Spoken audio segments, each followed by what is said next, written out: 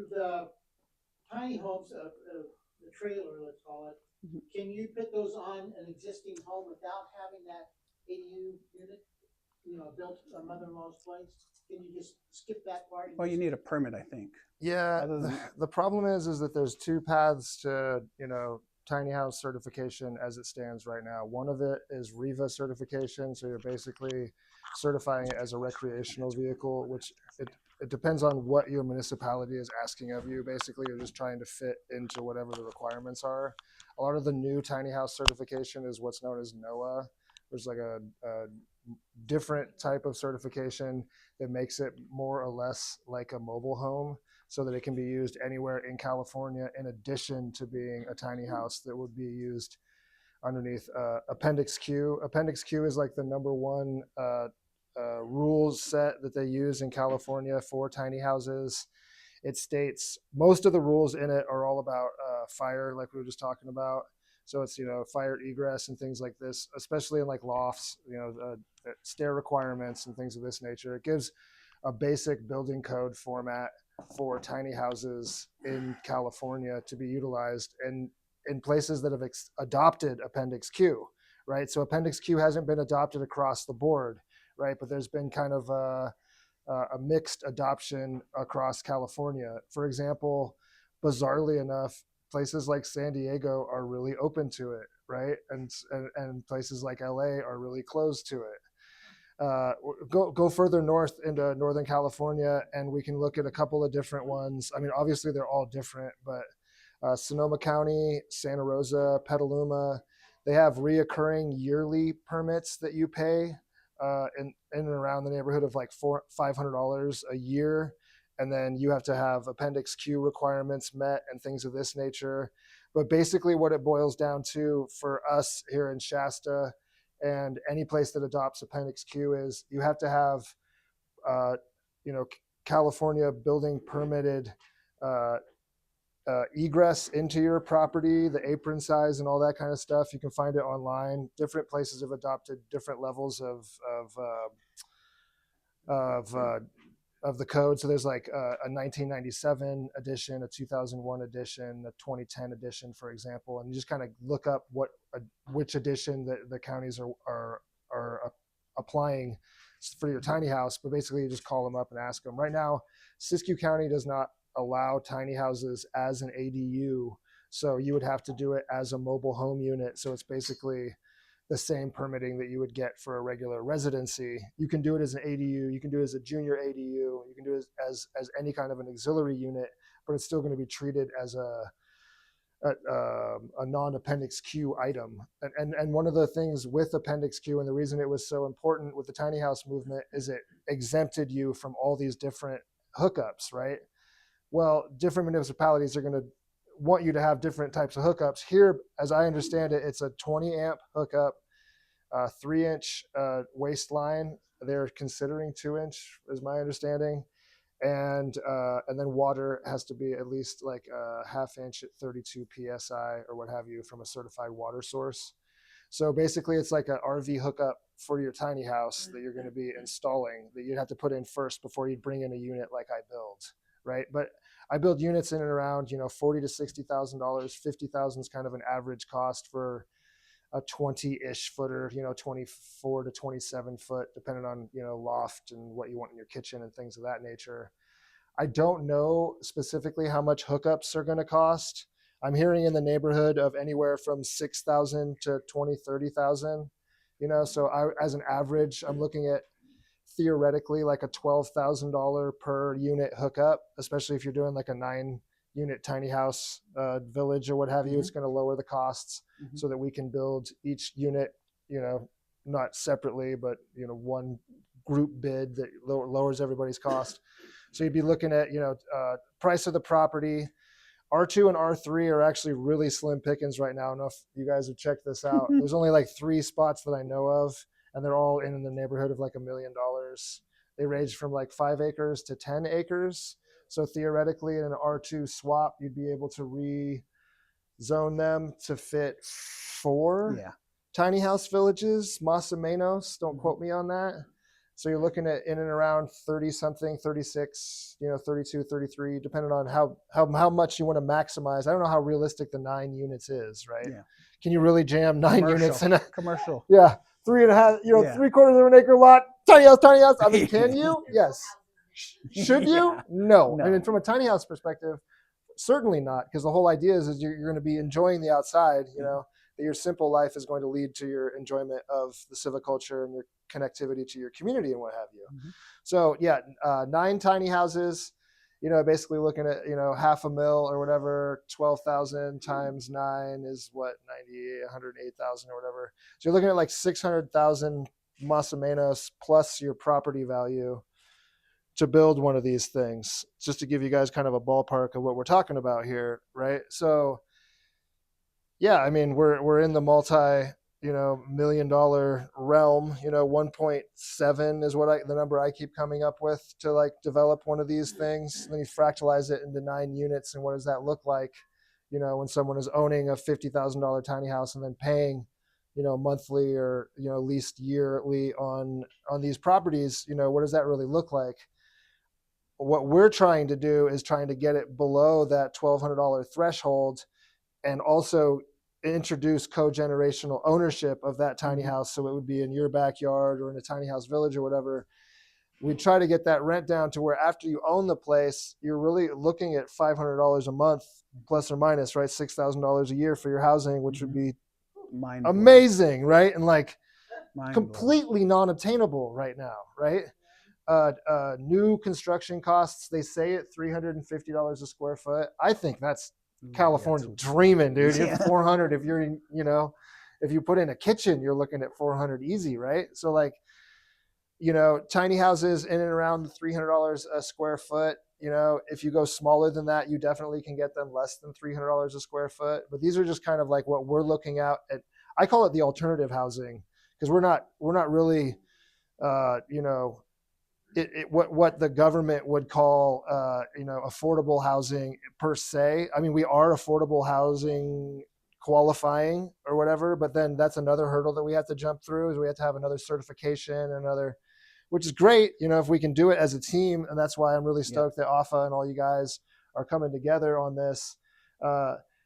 Evan and myself and a bunch of other people have been working on the community land trust model, which is very similar to that whole concept, which attempts to override gentrification to allow for people to resell their properties, but at the same time not drive the price up and above where working class folks can afford them. So that if working class folks go to sell their property, yes, they can get the capital out of the property, but they can't expand it to the point where another working class individual can't move into it. So the idea is that you're passing the baton, right? So it's not so much of a Section 8 HUD housing, developer looking at the millions of dollars type thing. If you're looking at making those types of money, tiny houses probably aren't for you. That's not why I'm in tiny houses. The whole reason I'm in tiny houses is to get someone in a tiny house to get someone's head on a pillow, right? That's the whole concept behind this whole thing. So anything that we can do to start this conversation in a direction that's going to get us talking about the property that we're going to be putting this tiny house village on and the replicatable model therein, so that we can then continue to make these tiny house villages. Our goal is to reach a point where we can do, a growth of Mount Shasta within that, 1,000 to 2,000 person range, because that's what it needs to grow at the rate of expansion now. But specifically having it be tiny house minded is because it fits within the civiculture and the environment. Like Alpha was saying, you can move it if there's a fire. If you want to upgrade your home to a larger home, you can build the larger home and then move the tiny house to another tiny house village or sell it on down the road, right? So it maintains its value. We've also talked about different ways of tokenizing that to make it easier for people to invest in, so that people can take small pieces of investments and what have you. But right now we're at the development phase. We're beyond the idea phase because the tiny house movement, it's past. Okay. And now back to what I was talking about at the beginning of this conversation. You have all these different tiny house rules. Okay.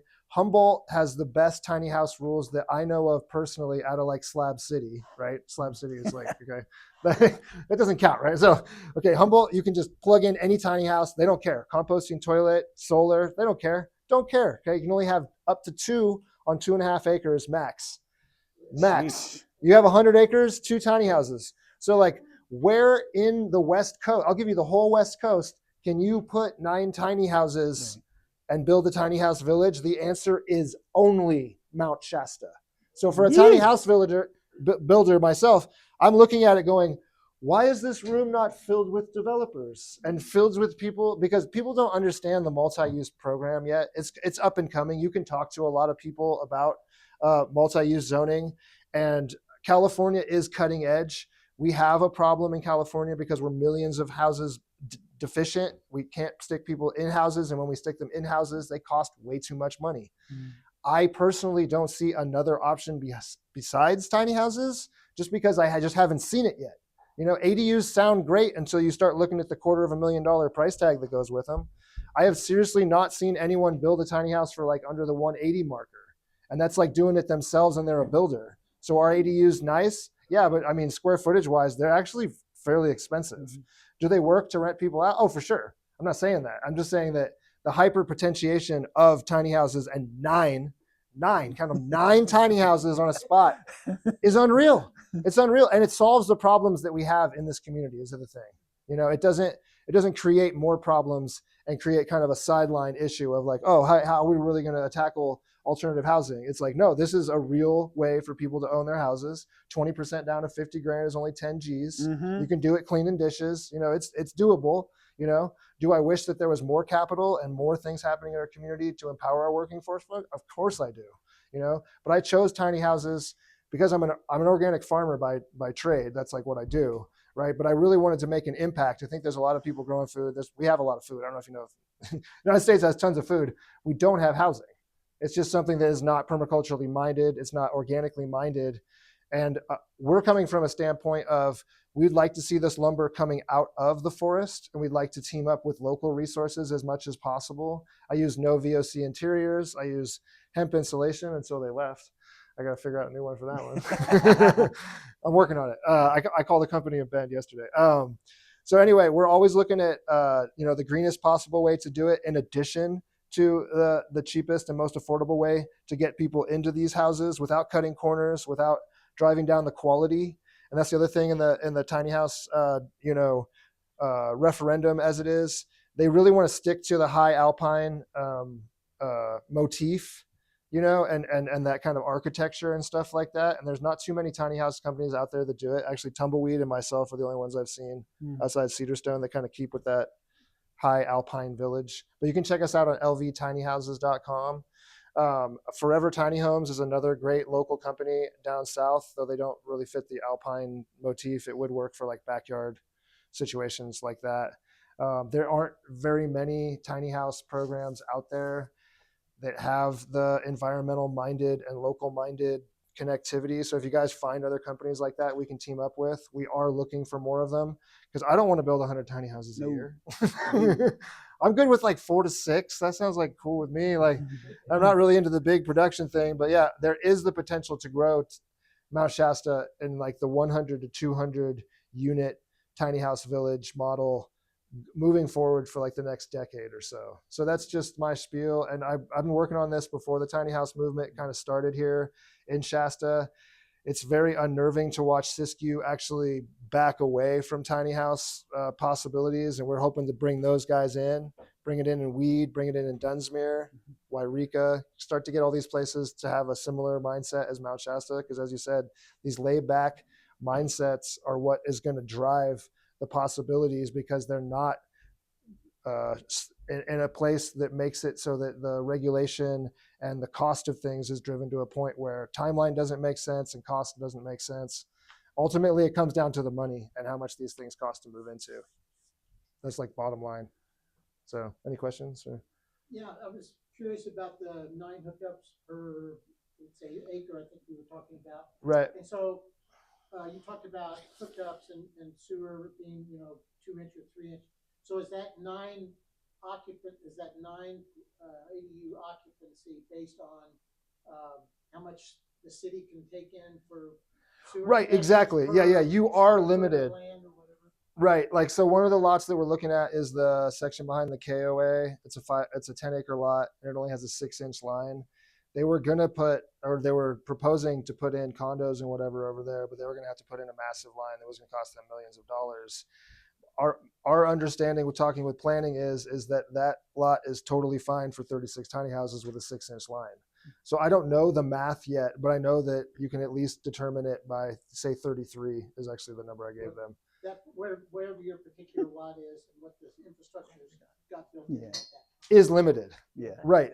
Totally. Yeah. So if you can't get the 2 or 3-inch line in, then you can't get the tiny house in. You know, if you can't get the pad in, I'm not sure if they're requiring concrete, but they do want some kind of, they're not, right? So yeah, you can just do compressed rock at this point, you know, throw down some road base, your 20 amp hookup with a appropriate stand, your 2-inch waist to 3-inch waistline and your 1/2-inch PEX line coming up, and you should be good to connect. Have we done one of these yet? No. 20 amps is very low. Every trailer hookup you go to in parks and whatnot, they're all 30 amp. They start at 30, and usually 30 and 50. The not modern ones, but I hear what you're saying. My buddy actually develops mobile home parks over on the coast, and a lot of them have gone to 20 just because of the new solar bypassing that they have on them. And a lot of the new 20 amp hookups actually have a solar bypass battery hooked up at the terminal themselves. So the technology is moving in a way to where most likely we're actually going to step down from 20 to 15 because it'll be charging more of like a battery capacitor type thing, solar type, you know, concept going on. Hi. About 15 or more years ago, I picked up this book. Well, first I should ask you, are you building in your tiny homes compostable toilets? I do. I mean, 90% of mine are composting toilets. I was interested in just my own home, and I lived in downtown Los Angeles, near downtown Los Angeles at the time. It would have cost me 15 or 16 years ago, $10,000.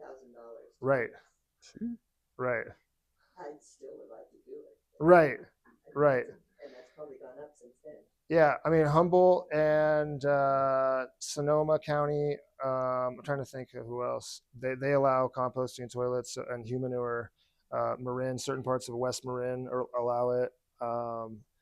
San Diego allows it. So it's not unfeasible that these places will start to allow, especially certified composting toilets and stuff like that. And then the technology is coming to where these new composting toilets are modernized and automated, so they're not going to have the same kind of problems that you have to, because like you do have to empty these things. Because I compost all my human manure, so I do, and a lot of my tiny houses, like I'm saying, have it. So yeah, it's not that big a deal, and getting these municipalities to understand, you know, it's not a big deal. And would you like people pooping in your streets, or do you want them pooping in tiny house composting toilets? Kind of a no-brainer. I have another question. The hospital that's South A. Yeah, totally. Who owns that property? The one next to it, right there. Where the hospital is, it's right. An empty lot. I can't remember. Right? Oh, it is. Okay. They own it, right? Yeah. So it's whatever their holding company is or whatever. Is it not for sale? I don't believe so. I think they're talking about employee housing there. Yeah, okay. I think they took it off market. Yeah. Yeah, for traveling nurses. That's what I heard. Yeah. Maybe. There's a grant too. Can you tell me a little bit more about the lot behind the KOA? Is that the old trailer park thing? No, it's behind that. There's another clearing right there. Yeah. How big is it? 10 acres. It's like a triangular lot. For sale? I know the company that has an option to buy it right now. They're like a investment company out of LA. I can get them in touch if you want to talk to them. So you're focusing on this lot as a potential start for a village? Is that what I heard? Yeah, I'm focusing on any single potential R2 or R3 at this point, but there's only 2 that I know of that are like market ready type thing. So outside of market ready R2 and R3, would it be worth focusing energy on R1 vacant lots? I know there's scarce, but R1 vacant lots that are adjacent to R2 and 3, and then we went after them. There's one potential one kind of close to that one on Eugene Street or whatever on the other side there, but access is difficult. And there's another one down by the hospital or the train tracks on Ream or whatever, and it's pretty high ticket though. We're running into really high ticket value estate in Shasta, unfortunately. And then so as far as commercials concerned, would it be worth focusing? I'm just curious, like, what's your apps? And I can tell you've thought this through. Yeah. What's your absolute best options currently? Is it to source the expensive R2s and 3s that become available? Is that actually your best option? Or is rezoning more affordable, smaller lots, whether they're commercial or R1, Right. they're vacant? Because those don't have to be, an R1 affordable lot can be Right. affordable. Right. So is it true right now that what's going on in the climate of land acquisition and sales in Mount Shasta is that your best focus point for your energy towards this is sourcing R2 and R3 that's available? Yeah, because I don't know enough about how they're going to treat the R1 flip, and when you start to look at it in terms of, okay, I already have I've already pulled the tiny house village card. You know what I mean? And how many more asks do I want to get get there? Yeah, And the other thing is the R1 is limited. The other R2 and R3s that I'm looking at have the potential to get smacked down into 4 a piece. So they're already like affordable in the sense that there's 4 units there. And actually there's possibility for a 5th spot in each one of them, especially the 10-acre one, right? Because you have 2-acre, 2-acre, 2-acre. You could actually have almost 6 if you do it that way.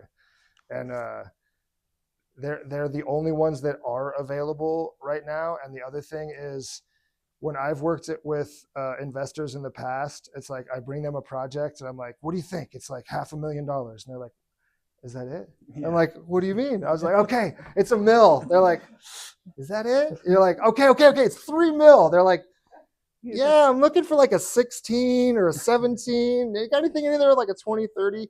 Because these investment teams work off of the percentage. You're not offering them very much when you're offering them, 20% at 300. You're offering them 60 grand. They're kind of like, whoop-de-doo. So maybe, yeah, so it would make sense to look for a local person who has the upfront money personally to invest in your project because they care.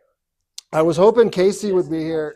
Yeah, that kind of got kiboshed, but we have there's movement on that front too, because there is a private lot that isn't on the market, from my understanding, that does fit the R2 R3 bill. I haven't seen it or heard of it outside of talking with Casey real briefly on it, but yeah, any kind of movement that we can get to get another one of these R2 R3s as a possibility is also good, just because it starts to deal, because like these guys, they want like $1 million, you know what I mean? And like they should only be asking 7, 8, you know what I mean? But now the tiny house thing has happened, the affordable house thing has happened, everyone's got stars in their eyes, and now the properties are no longer affordable because it's like rocking.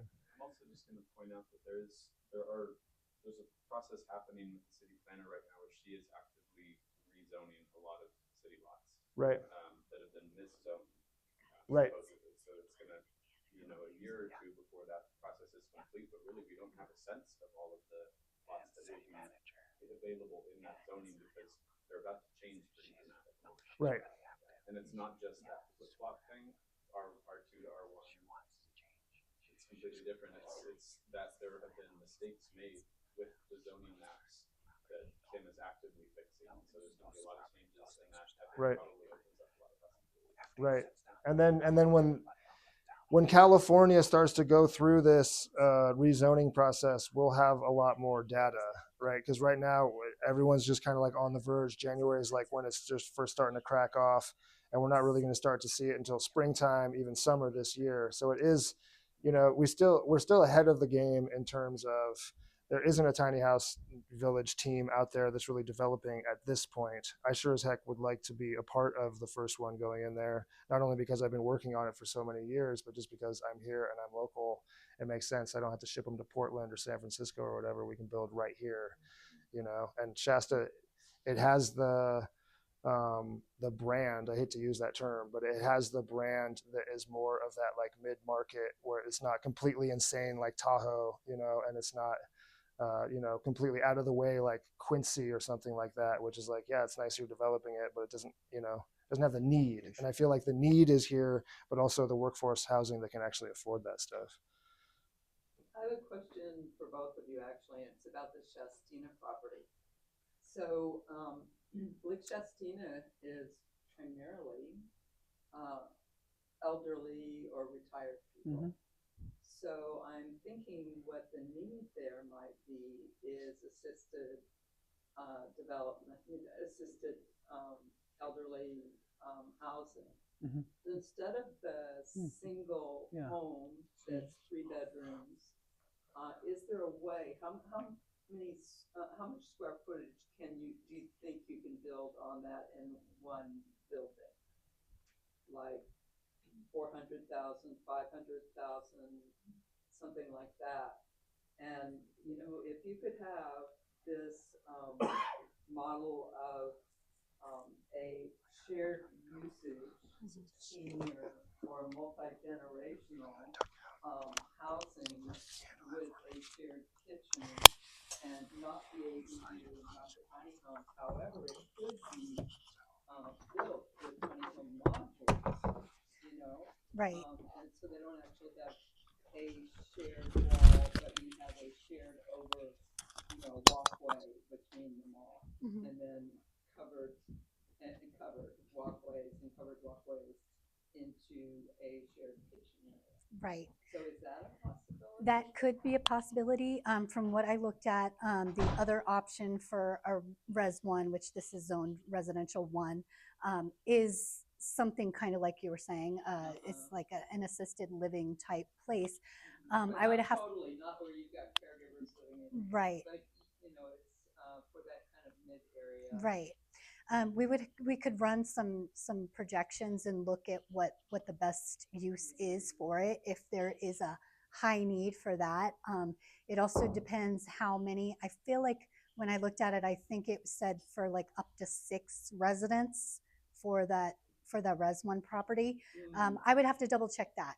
So then, if you're considering if it's up to 6 residents and we want to keep it as affordable as possible, does that at the end of the day pay for the costs it would cost to construct it?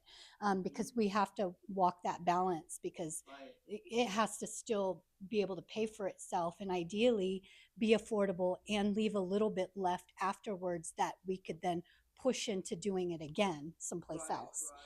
Because we need to be able to build momentum so that we can repeat the process on as many properties as we can, and not just us but everybody. Yeah. So I'm thinking or feeling that maybe state of California might be supportive, and I'm also thinking that Shastina might be more supportive if we're supporting their community. Yeah, absolutely. And again, one of the main things that's our goal is not just affordable, but also fire resistant is hugely important, especially in Lake Shastina. It's like, if you're not going to build fire resistant, then like don't even bother. You have to. So I think based on what our primary By the way, if it's not Adobe. right. I mean, there's and that's that's why she's here. Yeah, metal roof. Yeah, there's materials. That's why I invited her to come. So yeah, there's a variety of things that you can do, as well as considering what you're doing with the landscaping, and there's a lot of considerations. So I think if we're smart and we do this the right way, there's a few different ways we could go at it that would meet all the requirements and still be affordable. And that's the main mission, is helping create affordable options. And it's just it's a multifaceted issue that's going to have a lot of different solutions that have to come together to solve the problem overall. So tiny house villages, awesome. I think that's a great thing. And if we had a piece of land given us in Mount Shasta, that's what we'd be doing first. Yeah. But then there's a variety of options. I think that are all going to have to layer together to get us as a community to where we need to be. Hi. My name is Nora. I live out in Lake Shasta. Okay. And we have a 18-acre lot that is zoned development unit. Okay. And it's not in the HOA. Oh, nice. So it doesn't Awesome. restrictions. Yeah. We also have 2 R2 lots. It might be R3. Okay. They're 1 acre lots. Okay. And I also sit on the Environmental Control Committee, which is the committee that reviews Right. new builds. Right. I got on that committee so I could learn more about the rules and Yeah. how they're applied, and I also know local builders, so would love to be in further conversation. We would love that too. Absolutely. It would be very helpful. Yeah. And, you know, our dream is to create a tiny house village on the 18-acre lot. Prior to moving out to Lake Shastina about 8 years ago, I'd never owned property. Certainly knew nothing about development. So I'm looking for partners that Okay. can make it happen. Yeah. But the lot that we have, that's the 18 acres, already has the water and sewer and electric lines in. Awesome. And was designed for 42 duplexes, so it's way over the capacity. Right. that Mhm. we were wanting to put in. Right. Where is your lot? So it's What street is it on? was it Mule Deer? Wait, Mule Deer, I think. Squirrel. Yeah. So it's like you go and then it's like you go left and you go right and you go to like. You're in the animals Mhm, area. mhm. The street names. Are are animals. animals. Yeah. Then you already have water and sewer hookups to curbside. Oh, nice. So. Okay. You do have to pay for those hookups then, which is about, I think it's $8,000. Right. But, yeah, I can. Yeah. We should definitely. We'll be in touch. Awesome. Thank That's you. why the grant Mhm. committee that we're just gathering people. Yes. Yeah, because those three things that Aria was talking about: private investing, low income, low interest Private loan, grants. Yeah. Low interest and financing. affordable grants. Yeah. And then potentially just Whatever. private. Those three Yeah. things. If I can put 30 people's eyes on top of those three things, that's why we build. If I can just get attention on top of it long enough, the Rubik's Cube will be solved. Mhm. And as soon as those three things are solved, that means the land that's inside of Siskiyou or across the county, that means every piece of land that we come across, we can purchase, and those three things will always put an affordable and profitable housing on top of there for the rest of Siskiyou. Mhm. So it takes a team and it takes a lot of energy, but that's okay. If we can solve those three little things, if I can just get 30 people by spring and summer to just start looking at it and start to try, fail, fail, succeed. Now one out of the three is done. As soon as we get 2 and 3 with realistic expectations, a year, 2 years, 3 years, we're not going anywhere. So we're gonna solve it. And once it does get solved, how many lots are inside Shastina? How many lots are just kind of everywhere? And then once you do it one time, you can just copy, paste, and run it again and again and You'll have again. more community trust and support after the first Right. one, Right. Where it's gonna be Yeah. way easier. Yeah. Way easier. People are gonna be coming to you Yeah. instead of you reaching out to them. Right. The other thing I wanted to say is the way we came out to Shastina is that we inherited 38 lots of land. And most of those have been distributed either as gift or through owner finance loans to Right. folks who are very community minded. Yeah. And are interested in building and are just looking for that affordable way to live. Exactly. So. Yeah. What was your question? Kind of a wild question, but first I would just want to, acknowledge you guys for the tenacity that you've taken on. That is definitely, I think, yeah, that is definitely one of both of our main personality traits. I'm the wild one. She anchors me to earth. And then together we go forward and step back and go forward and step back. And at the end of the year, that equals progress. The question I have is just out of curiosity about whether or not Mount Shasta City saw possibly, you know, renting out land.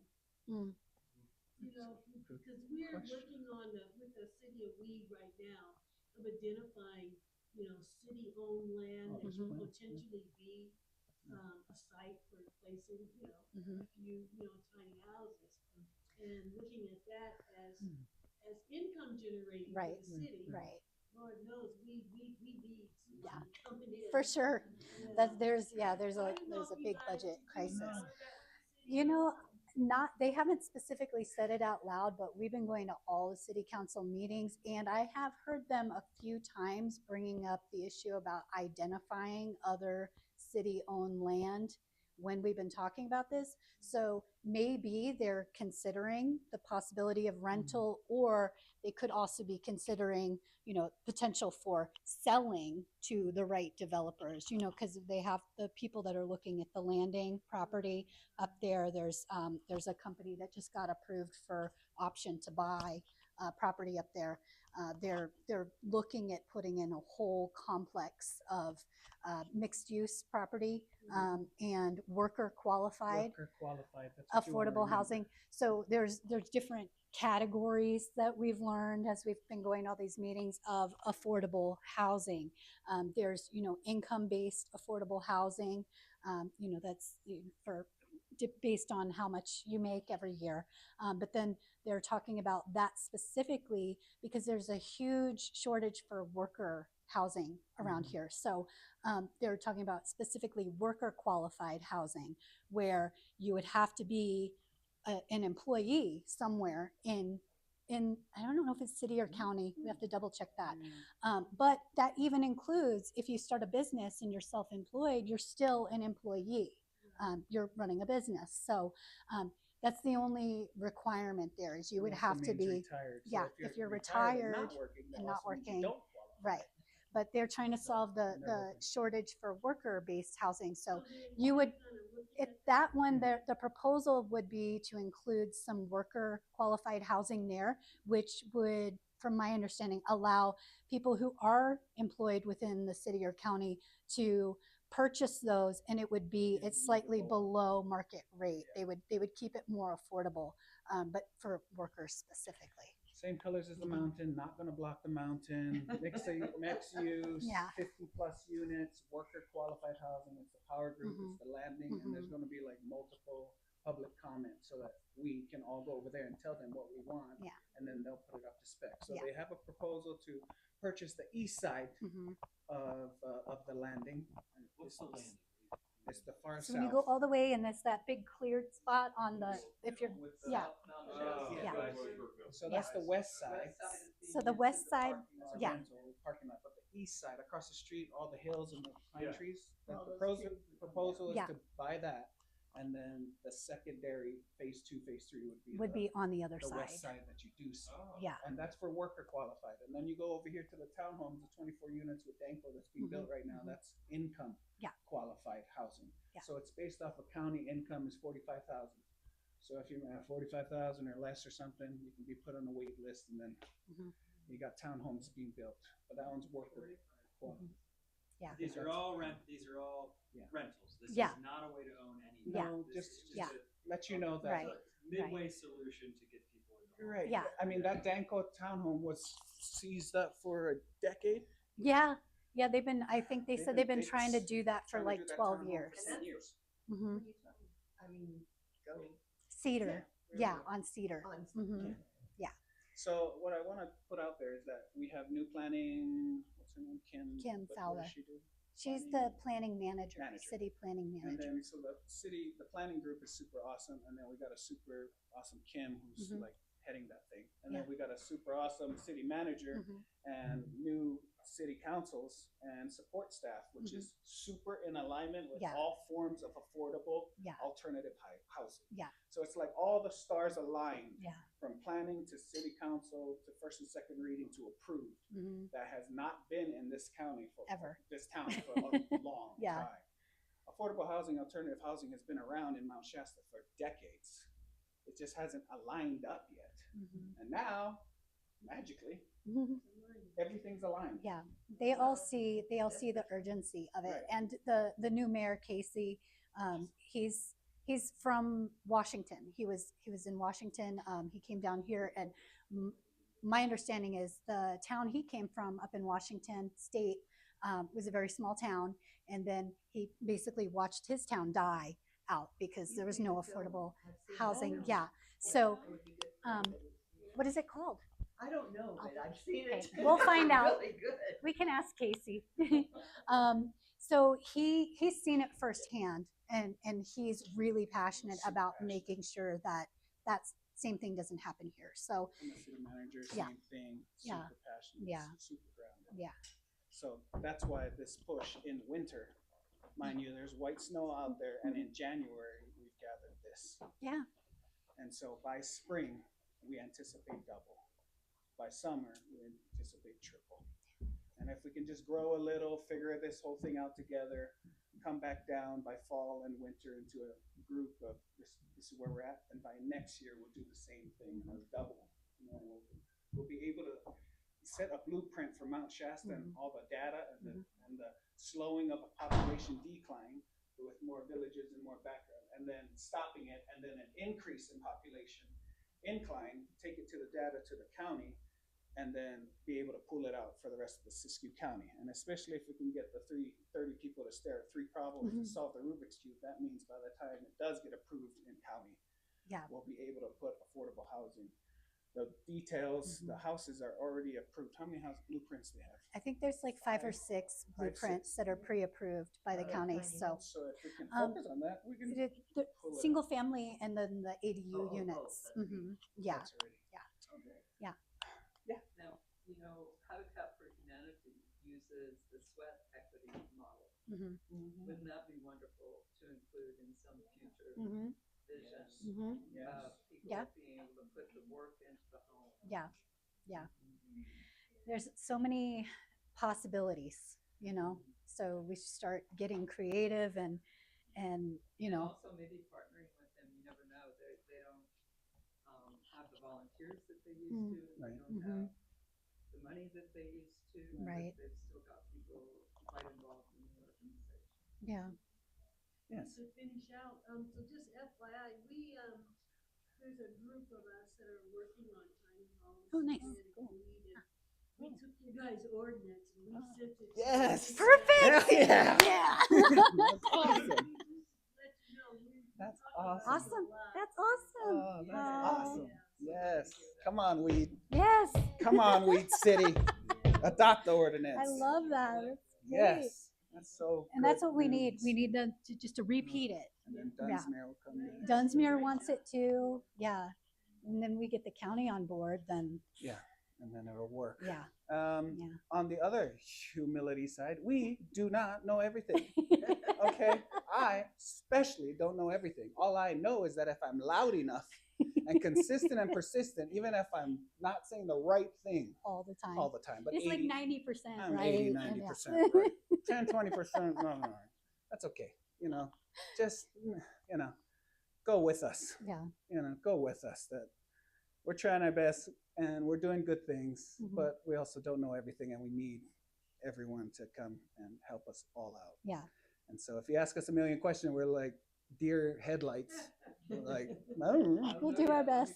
That's What's your question? So, I went to this meeting a couple of years ago, maybe it's more than that. It was at the resort in Louisville. So was yours. Oh, thank you. The plan was at the landing for a hotel, 5 stories high, and then some buildings for businesses next to that. And then on the east side, they were going to tear down all those trees and build homes. So I had haven't heard a word since. Yeah. Yeah, right. So just, Okay. Yeah, there's been a lot of plans for the landing. Yeah. But same thing, like that's city land, but they can't sell the land to anybody until they have to put it up for 6 months, 90 days, 60 days to a developer for affordable housing. So after 60 days, if nobody wants it for affordable housing specifically, then they can put it up for sale for the public, for anybody else. But I do, Kim and Ken, the maintenance guy, was talking about all these small pieces of land that they do own. That was like 20 or 30, and they're so too small for a house. Exactly, and those would be like what Shane was saying is Right. like the big investors aren't going to want to mess with that. That's not worth their time. That's But another you know, thing. regular people, like we could bring together a group of people and we could do stuff. All I care about is one tiny house in Mount Shasta. Yeah. I just need one to break the ice. Yeah. That's And then all. All I need is one, a little ribbon cutting, put it in a newspaper. I don't care. Look, here it is. We did it. Give me one. What's the easiest direct solution to get one tiny house in Mount Shasta? What type of lot? What type of ownership? You already got a builder. There's houses around ready to purchase. Like seriously, like how do you get there? Like what's the best route? Someone that owns a piece of land here in And Mount has Shasta space yes, and do says, a let's do permit it. thing. Yeah. Get it Somebody owns approved a by- piece of land with a house on it. It doesn't have to have a house. they're on the corner of Orem and North B is an empty, Orem and North B is an empty lot. And it's been an empty lot since I've lived in the neighborhood. I live a block away. And whenever this is talked about, I think this is perfect. And it's just, there's no buildings on it. It's just, however, people would start complaining about all the trees being chopped down in order to put this up. But, and I keep thinking, I don't know who owns it. I know nothing about it. Nothing has been done to it since I've lived there. It's just going back to nature of its own. Yeah. So any lot zoned R2 or 3 currently. Yeah. Or Or C1 and commercial C2. C1, Commercial 1 and 2. in Mount Shasta. Yeah, Any lot in Mount Shasta. Yeah. House or not. Right. With an owner who's about it. Yes. And then we'll Exactly. figure out Whether what they we can still about the own city. it and just let you do it. Yeah. For funsies, Mhm. or they want to sell it to Right. you or another private Or person. owner who's finance, Yeah, part of their or- decision. yeah. donate. Yeah. We'll figure that out. Or somebody that has an R1 lot with a house on it that's willing to put As the, ADU yeah. tiny house on the Yeah. roof. And that's all ready to go. Yeah, I mean, there's Yeah. a permit process, but it's Wait, more wait, doable. We Yeah. just need that one. Yeah. Yeah. Electrical. Exactly. That's Yeah. all about it. Yeah. That's it. So just keep your eyes open. Mhm. Tell people what Go tell people what zone you're in. Learn what zone you are in right now. If you don't know, let us know. We'll help you. And then just keep your eyes open. Where can it go? Yeah. C1, C2 adjacent, or on C1, C2, you could put a home that you would live in. Tiny You house can on put the wheels? you can do the same tiny house on Wheels Village on commercial 1 and 2. Really? Yes. And if you're if you're residential 1, but you live next to, you can rezone yours. You can try to. Yeah. Special I think rezone. it's called They're- special use. Yeah. But they said they're extremely open to that right And now. Kim is all on it. Yeah, Kim, the She new wants sitting that planning manager, she's very passionate about tiny houses and all that stuff too. There, Yeah. there is a land, the Valero gas station, the land next to the Valero. gas Oh, station. yeah. But I'm wondering, because it gets really soggy, Hmm. I use it as a little path when I'm walking other places. Yeah. Um, It's where we have the Christmas trees, I think. Right? No, well, close, Oh, it's okay. close, but I'm wondering how the water table affects things around here. Yeah. Well, in They the- just found out at the townhouses. Depends on the street. Well, this is just an empty lot, it says no trespassing, but we've got a little path between whatever street it is, going over to, Lake Street. And it just says no trespassing, but it's really soggy after a big rain. Yeah, if you dig anywhere in Mount Shasta, a foot underground, you're gonna find water. And Danko Homes, They just figured they're that just out. learning that right now. That's the wettest spot. Right? I know. And they're like, they ran into some delays because they hit water unexpectedly. We're like, unexpectedly? How did you not Did you not- expect to hit water Have there? a huge piece of equipment vibrate the spongy whole earth. Did you not feel that? So you need one Mount Shasta homeowner Mm-hmm. who's open to the idea. Yep, which is already happening. And What then- about a Mount Shasta renter? Is it possible for a renter to allow, like, how's that work? If somebody rents a house. I don't think you can. I think the owner of the property would have to be the one who decides to do that. Okay. You're making like permanent changes onto their property. Yeah, okay. Plus, a renter is not going to invest the money to put in a hookup and all that. You know what I mean? Right. Yeah, the hookups are the big. It's just thinking. You never know. You never know, but I think they would need the authorization of the actual property owner to do something like that.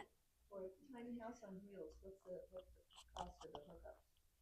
Of the hookups, that's a good question. I think the utility would know hookups, that. I think it typically was like 8,000.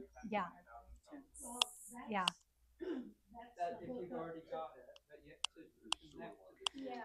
yeah. I feel like I heard 10 to 15 thrown out somewhere. Here's Yeah. here's an idea. There's plenty of people that are on the higher end of the socioeconomic spectrum Mhm. in Mount Shasta that Mhm. already enjoy the RVing lifestyle. Mm-hmm. Those people often have RV pads Mhm. at their home. Yeah, Oh. yeah, Yes. yeah. With sewer, with Mhm. sewer, water, and electric. Mhm.